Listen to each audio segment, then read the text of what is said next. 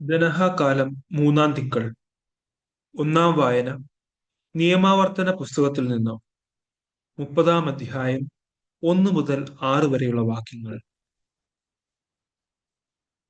ഞാൻ നിങ്ങളെ അറിയിച്ച എല്ലാ കാര്യവും അനുഗ്രഹവും ശാപവും നിങ്ങളുടെ മേൽ വന്നു ഭവിക്കുമ്പോൾ നിങ്ങളുടെ ദൈവമായ കർത്താവ് നിങ്ങളെ ചിതറിച്ച ജനതകളുടെ ഇടയിൽ വച്ച് നിങ്ങൾ അവയെപ്പറ്റി ഓർക്കും.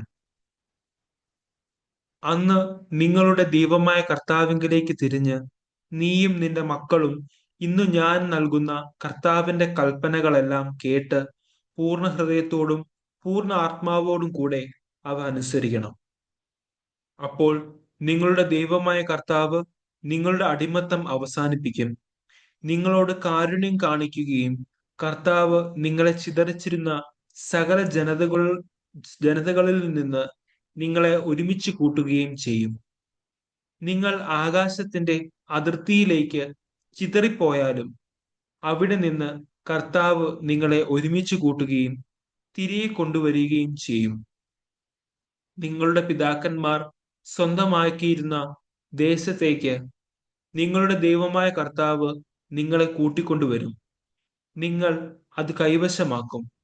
അവിടുന്ന് നിങ്ങൾക്ക് നന്മ ചെയ്യുകയും നിങ്ങളെ നിങ്ങളുടെ പിതാക്കന്മാരെക്കാൾ അനേകം മടങ്ങ് വർദ്ധിപ്പിക്കുകയും ചെയ്യും. നിന്റെ ദൈവമായ കർത്താവിനെ പൂർണ്ണ ഹൃദയത്തോടും പൂർണ്ണ ആത്മാവോടും കൂടെ സ്നേഹിക്കുന്നതിനും അങ്ങനെ നീ ജീവിച്ചിരിക്കേണ്ടതിനും വേണ്ടി അവിടുന്ന് നിന്റെയും നിന്റെ മക്കളുടെയും ഹൃദയ കവാടം തുറക്കും. രണ്ടാം വായന യോനാ പ്രവാചകന്റെ പുസ്തകത്തിൽ നിന്ന് 3-ാം അധ്യായം 1 മുതൽ 10 വരെയുള്ള വാക്യങ്ങൾ. യോനായ്ക്ക് വീണ്ടും കർത്താവിന്റെ വെളിപാടുണ്ടായി. കർത്താവിന്റെ അരുളപ്പാടുണ്ടായി: എഴുന്നേറ്റ് മഹാനഗരമായ നിനവേയിലേക്ക് പോകുക. ഞാൻ നൽകുന്ന സന്ദേശം നീ അവിടെ പ്രഘോഷിക്കുക. കർത്താവിന്റെ കൽപ്പന അനുസരിച്ച് യോന എഴുന്നേറ്റ് നിനവയിലേക്ക് പോയി. അത് വളരെ വലിയൊരു നഗരമായിരുന്നു. അത് കടക്കാൻ 3 ദിവസത്തെ യാത്ര വേണ്ടിയിരുന്നു. യോന നഗരത്തിൽ കടന്ന് 1 ദിവസത്തെ വഴി നടന്നു. അനന്തരം അവൻ വിളിച്ചു പറഞ്ഞു: 40 ദിവസം കഴിയുമ്പോൾ നിനവെ നശിപ്പിക്കപ്പെടും. നിനവയിലെ ജനങ്ങൾ ദൈവത്തിൽ വിശ്വസിച്ചു. അവർ ഒരു ഉപവാസം പ്രഖ്യാപിച്ചു. വലിയവരും ചെറിയവരും ഒന്നുപോലെ ചാക്കുടുത്തു. ഈ വാർത്ത നിനവേ രാജാവ് കേട്ടു. അവൻ സിംഹാസനത്തിൽ നിന്ന് എഴുന്നേറ്റ് രാജകീയ വസ്ത്രം മാറ്റി ചാക്കുടുത്ത് ചാരത്തിലിരുന്നു. അവൻ നിനവെ മുഴുവൻ ഒരു വിളംബരം പ്രസിദ്ധപ്പെടുത്തി: രാജാവിന്റെയും അവന്റെ പ്രഭുക്കന്മാരുടെയും കൽപ്പനയാണിത്. മനുഷ്യനോ മൃഗമോ കന്നുകാലിയോ ആടോ ഒന്നും ഭക്ഷിക്കരുത്. അവ മേയുകയോ വെള്ളം കുടിക്കുകയോ അരുത്. മനുഷ്യനും മൃഗവും ചാക്കുവസ്ത്രം ധരിച്ച് ദൈവത്തോട് ഉച്ചത്തിൽ വിളിച്ചപേക്ഷിക്കട്ടെ.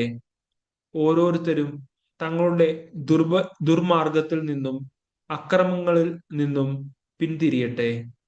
ദൈവം മനസ്സ് മാറ്റി തന്റെ ക്രോധം പിൻവലിക്കുകയും അങ്ങനെ നാം നശിക്കാതിരിക്കുകയും ചെയ്തേക്കാം.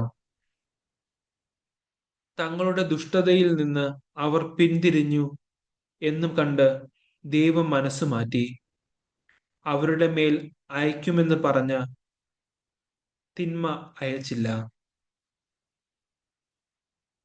മൂന്നാം വായന യൂദാശ്ലീഹ എഴുതിയ ലേഖനം 1-ാം അധ്യായം 20 മുതൽ 25 വരെയുള്ള വാക്യങ്ങൾ. എന്നാൽ പ്രിയപ്പെട്ടവരെ, നിങ്ങൾ പരിശുദ്ധാത്മാവിൽ പ്രാർത്ഥിച്ചുകൊണ്ട് നിങ്ങളുടെ പവിത്രമായ വിശ്വാസത്തിൽ അഭിവൃദ്ധി പ്രാപിക്കുവിൻ.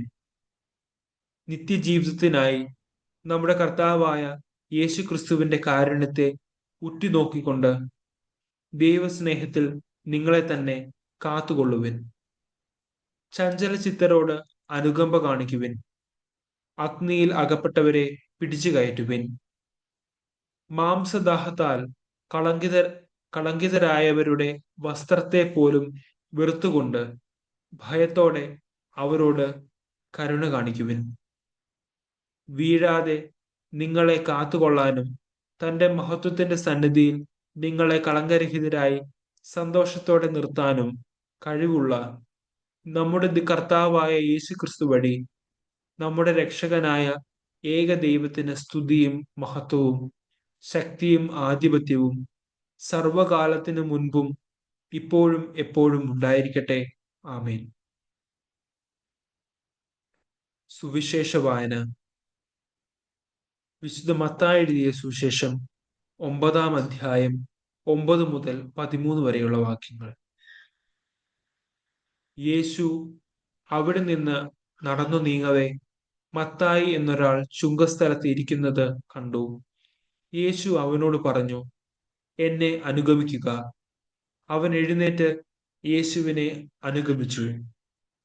യേശു അവന്റെ ഭവനത്തിൽ ഭക്ഷണത്തിനിരുന്നപ്പോൾ അനേകം ചുങ്കക്കാരും പാപികളും വന്ന് അവനോടൊപ്പം ശിഷ്യന്മാരോടും കൂടെ ഭക്ഷണത്തിനിരുന്നു. ഫരീസിയർ ഇത് കണ്ട് ശിഷ്യന്മാരോട് ചോദിച്ചു, നിങ്ങളുടെ ഗുരു ചുങ്കക്കാരോടും പാപികളോടും കൂടെ ഭക്ഷിക്കുന്നതെന്തുകൊണ്ട്? ഇത് കേട്ട് അവൻ പറഞ്ഞു, ആരോഗ്യമുള്ളവർക്കല്ല, രോഗികൾക്കാണ് വൈദ്യനെ കൊണ്ട് ആവശ്യം. നമ്മുടെ കർത്താവായ മിശിഹായ്ക്ക് സ്തുതി.